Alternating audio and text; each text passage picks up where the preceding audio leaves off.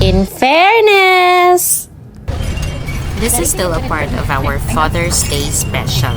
After ng aming early dinner, nagpunta kami sa katabing Korean grocery.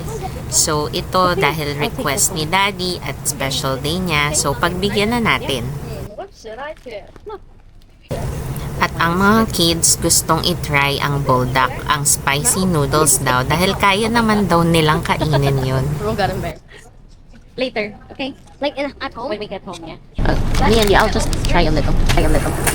At si Tim, gusto daw niya ng tteokbokki. So ito, kumuha na rin kami ng pang tteokbokki namin.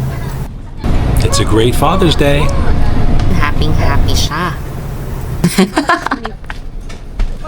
We are in our Korean cafe and getting my favorite Korean food, pasta.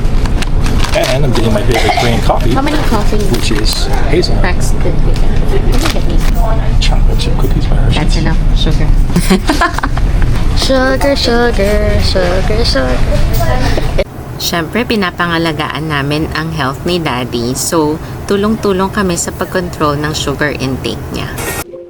Ayan, check out time na. At pauwi na rin kami after.